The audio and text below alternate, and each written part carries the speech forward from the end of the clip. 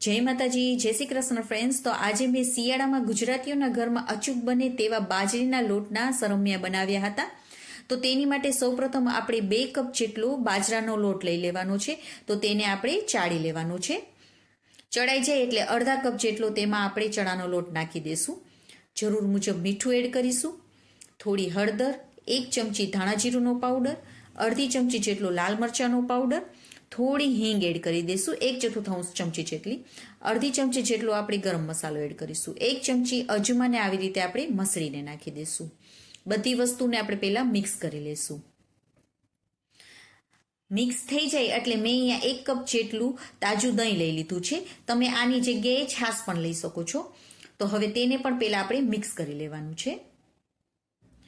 હવે તે પણ મિક્સ થઈ જાય ને એટલે હવે આપણે થોડું થોડું પાણી નાખતા જવાનું છે અને ગાંઠા ના રહે ને તે રીતે આનું બેટર બનાવી લેવાનું છે. આપણે બહુ જાડું બેટર નથી બનાવવાનું, આવી રીતે રિબિનની જેમ પડે ને તેવું આપણે બેટર બનાવી લેવાનું છે. હવે 2 થી 3 મિનિટ હવે આપણે તેને એક જ ડાયરેક્શનમાં હલાવી લેવાનું છે, જેથી તેમાં હવાના કણ ભરાશે અને આપણું બેટર એકદમ સ્મૂથલી થઈ જશે, એકદમ હળવું થઈ જશે. હવે ઢાંકીને થોડી વાર આપણે તેને સાઈડમાં રાખી દઈશું. ત્યાં સુધી તેમની સાથે ખાવા માટેની લીલી ચટણી બનાવી લઈએ. તો તેની માટે મેં અહીંયા દાંડલા સહિત થોડી કોથમીર લઈ લીધી છે. તેમાં આદુ, મરચાં અને લસણ નાખી દેવાના છે. સાથે આપણે અડધી ચમચી જેટલું આખું જીરું, જરૂર મુજબ મીઠું અને લીંબુનો રસ નાખી દઈશું. સાથે મેં અહીંયા થોડા મગફળીના બી પણ નાખેલા છે, પણ મેં ભૂલી ગઈ હતી પહેલાં, પણ મેં પછી પીસવા ટાઈમે નાખી દીધા છે. અને થોડું પાણી એડ કરી અને તેની ચટણી બનાવી લેશું. હવે આપણે 1 ચમચી તેલમાં રાઈ, જીરું અને હિંગ નાખી દઈશું. સાથે 1 ચમચી જેટલા તલ અને આદુ, મરચાં અને લસણની મેં પહેલાંથી જ પેસ્ટ બનાવીને રાખેલી હતી તે નાખી દઈશું. તેને આપણે સતળાવા દેવાનું છે. તો તે સતળાઈ જાય ને એટલે હવે તેને આપણે આ જે બેટર બનાવેલું છે બાજરાના લોટનું તેમાં નાખી દઈશું. હવે એક મોટી સાઈઝની ડુંગળીને ઝીણી સમારી લીધી હતી તે નાખી દઈશું અને સાથે થોડા કોથમીરના પાંદડાને ઝીણા સમારીને નાખી દેવાના છે. બધાને મિક્સ કરી લેશું. હવે 1/4 ચમચી જેટલો મેં અહીંયા બેકિંગ સોડા લઈ લીધું છે.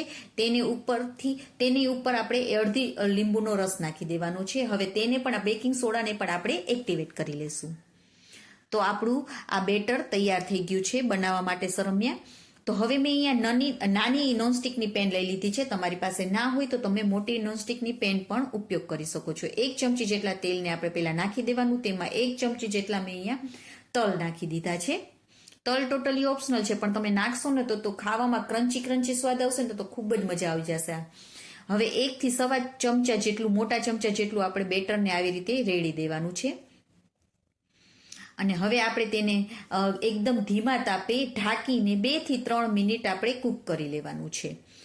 2 થી 3 મિનિટ થઈ જાય ને તો એકદમ સરસ એવું ઉપરથી તમને દેખાશે કે બેટર એકદમ એવું કૂક થઈ ગયું છે આપણો પુડલો.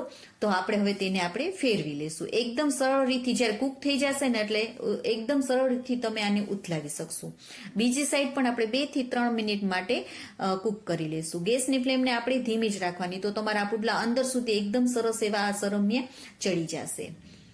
તો આપણા સરમિયા ચડી ગયો છે તો તેને આપણે કાઢી લેશું. આવી જ રીતે તમારે જ્યારે પણ ખાવાનું મન થાય ને ત્યારે તમે આ ગરમા ગરમ બનાવીને ખાઈ શકો છો. ઝડપથી ચડી પણ જાય છે અને તેને આપણે લીલી ચટણી અને કેચઅપ સાથે સર્વ કર્યું છે. તમે આની જગ્યાએ ચા સાથે પણ ખાઈ શકો છો. ખૂબ જ પસંદ આવશે બધાને. તો તમે પણ એકવાર જરૂરથી ટ્રાય કરજો. અને હા, જો તમને મારી રેસીપી ગમી હોય તો લાઈક કરજો અને મારી ચેનલમાં નવા હોય તો સબસ્ક્રાઈબ પણ કરજો. અને તમને મારી રેસીપી કેવી લાગી તે કમેન્ટ કરીને પણ કહેજો. Okay friends, bye. જય માતાજી.